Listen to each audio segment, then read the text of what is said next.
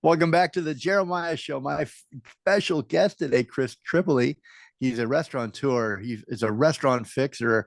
He's an advisor, an instructor. He teaches people about the restaurant and hospitality business.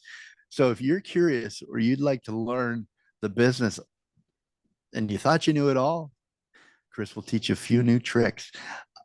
So one of my favorite romantic images is of working in a restaurant is or one of my favorite times of day is the early morning at a restaurant when the dishwasher is hosing off the back entrance or the sidewalk out front, and that smell of wet concrete mixed with grease, and the delivery trucks are lining up and their loud beeping noises, cut the cold chill in the morning air. Got a cup of coffee.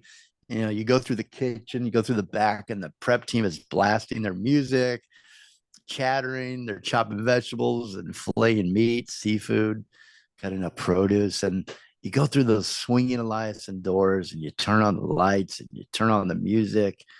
You go check the reservations, spray down the tables, and just set the scene for that service, the afternoon or morning service. And the bartender's dumping ice and the kitchen crew's banging refrigerator doors as they set up their line.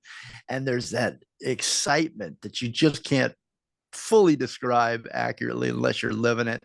There's an excitement in the air for service and for who's coming and what kind of experience you're all going to have. So Chris, welcome back. Thank you. Thank you. I love the vision. I love the vision. The anticipation. Wow. Yeah, just so there's nothing like it, the restaurant experience. So tell me about, you love this business probably more than anybody out there, as much as anybody. And what are two things that you really love to do now?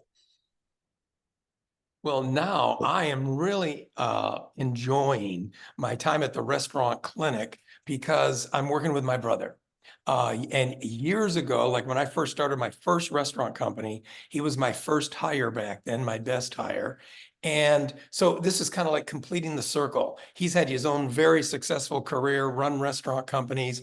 But when he left his COO position and said he was going to start doing coaching, he was going to start doing his way of doing restaurant consulting, and would I maybe just help him get started? Well, bingo. So that's one of the best things I like, because remember, I had sold my consulting company, moved from Houston. I enjoy doing restaurantowner.com and the podcast and my computer-based education. So I've kind of slowed down. Well, not so much. Well, did Because now at COVID the cause you to restaurant clinic, we're back at it.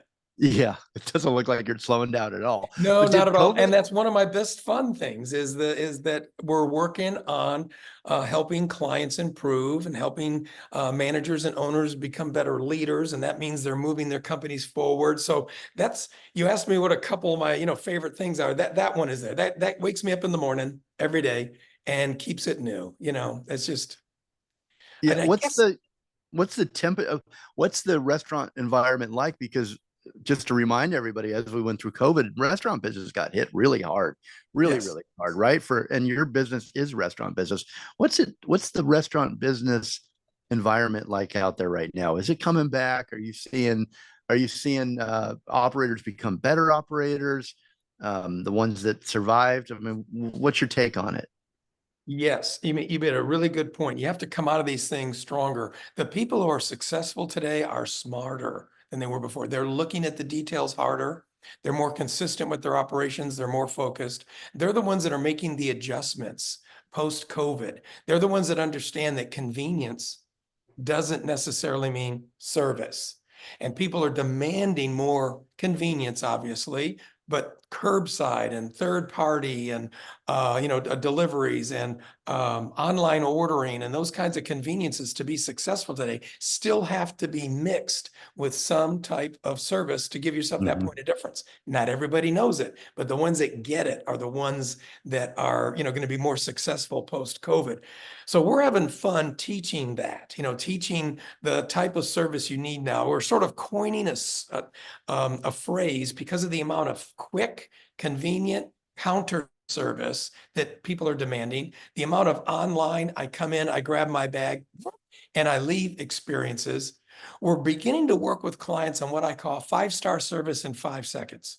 How can we, from behind the counter, still work in something about a greeting, a thank you, a suggestive selling? How can we put personalized notes, or what can we do that still gives us a little bit of the over the top, a little bit extra that maybe the guy down the street's not doing? And that's kind of the challenge today, because it's very competitive. Margins are tight, Tight. costs are They high, were tight and the labor before. market is shrinking. So put all that together and whoa, we must be nuts. Yeah, you want to open a restaurant? All right. Not We got everyone it. should.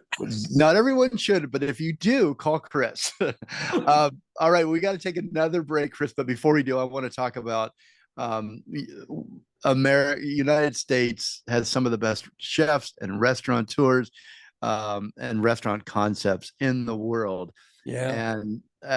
and we're admired for that. And there are a lot of people that would like to duplicate that or tap into that to that spirit of the business, and the trends and the things that restaurateurs are doing these days in the States. So you found a business internationally, and tell me a story about that. You love this. You It's tell a me about. yes. Absolutely. Glad you mentioned it. I absolutely love that part, that chapter in my book, so to speak.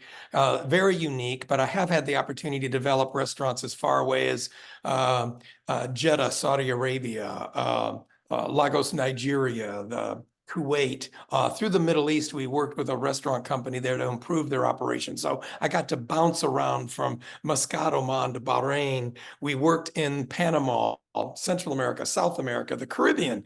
So it is fun because of the challenge. There's that expectation of creating a concept that's going to mirror and operate like American restaurants operate. So you're there and you have no purveyor relationships, and the teaching and the training that you're needing to do, with the employees that are there is also very challenging. And so, when that works, it's great. Darwish is the guy that comes to mind. He and his wife, Maysoon, in Jeddah, Saudi Arabia, were tremendous Alfred Hitchcock fans. He wanted to do a restaurant called Cafe Vertigo. It was round, black and white TV showing Alfred Hitchcock flicks. It was basically an American cafe, a lot of handheld food, a lot of flatbreads and that kind of thing. Very simple food. We did a tremendous amount of hookah. My first experience with actually the drying of tobacco and the making and the mixing of the Wow. different sauces that make the hookah. I'm a big fan. Anyway, so a lovely experience. He started out as a client. We ended up being wonderful friends. And that's another great another great reason to be in this business. It can take you anywhere in the world, and you're always learning something, from, like your example, the hookah and tobacco and wine. And I mean, the list goes on forever, and there's always something exciting, and it also is fun. It tastes it's fun to drink and eat. Yeah. It's enjoyable. All right, Chris Tripoli is my guest today. We're going to take a real quick break. Final segment coming up. We're going to talk about his podcast. We'll be right back.